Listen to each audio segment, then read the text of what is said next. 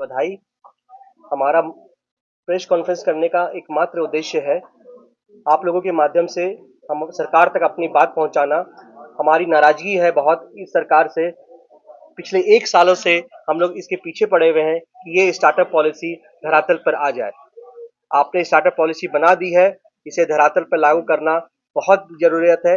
इसी इसके अभाव में शहर के सारे उद्यमी, राज्य के सारे उद्यमी अन्य राज्यों में पलायनित हो रहे हैं, वहां पे जाके अपने आप को स्टैब्लिश कर रहे हैं। इससे पूरे राज्य का विकास अवरुद्ध है और ये स्टार्टअप इतनी इम्पोर्टेंट एक्सपेक्ट को कैसे नजरअंदाज कर रही है ये सरकार, इससे हम लोग बहुत क्षुब्ध है। तो मेरा आग्रह यही है कि आप लोग इसको मजबूती से बात पहुंचाए, सरकार तक बात पहुंचे कि यथाशीघ्र ये स्टार्टअप को भी मुख्य धारा से जोड़ा जाए।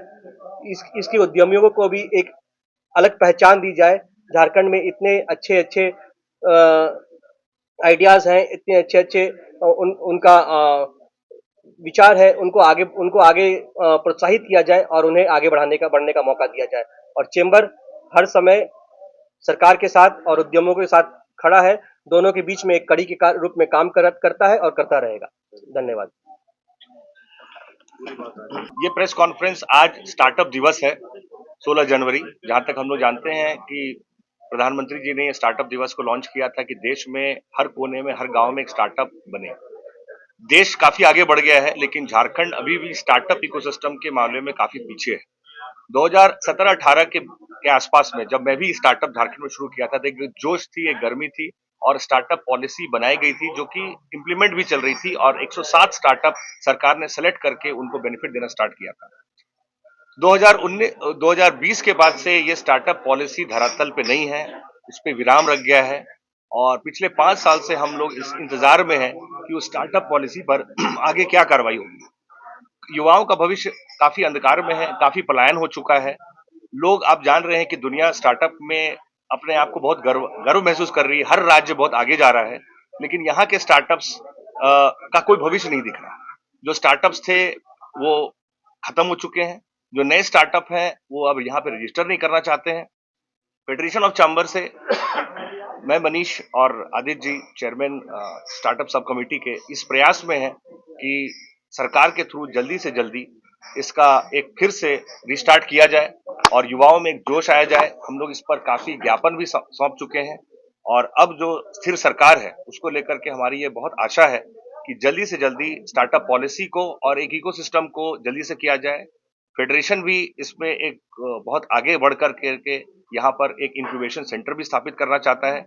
इन सारी चीजों पर हम लोग करना चाहते हैं और मीडिया से यह सहयोग है कि इस टॉपिक को जल्दी से जल्दी आप पहुंचाएं लोगों तक, सही ऑफिसर्स तक, ताकि इस पे बहुत जल्दी से काम हो सके। जो ट्रेडिशनल बिजनेस है और न्यू बिजनेस है किसी भी राज्य में, ट्रेडिशनल बिजनेस एक चरम सीमा पे पहुंच चुकी है, वो चलता रहेगा, लेकिन उसके साथ साथ नए बिजनेसेस का आना जरूरी है क्योंकि बदलते समय के साथ पुराने बिजनेसेस खत्म होते जाएंगे, नए बिजनेस उठता जाएगा। तो अभी के समय में जो झारखंड में हो रहा है कि हमारा जो ट्रेडिशनल बिजनेस है बहुत अच्छा है, चल रहा है, बहुत अच्छी बात है। फेडरेशन उसमें काफी हेल्प करती है बिजनेसेस को, लेकिन जो हमारा जो स्टार्टअप बिजनेस है उस बहुत जरूरी है कि नए बिजनेसेस का इसमें स्टेट में आना चाहिए। दूसरे जगह से हम जो इंटेलेक्ट है उसको हम लोग स्टेट में लाएं ताकि नए बिजनेसेस को यहाँ पे खड़ा कर पाए। ये बहुत जरूरी बात है।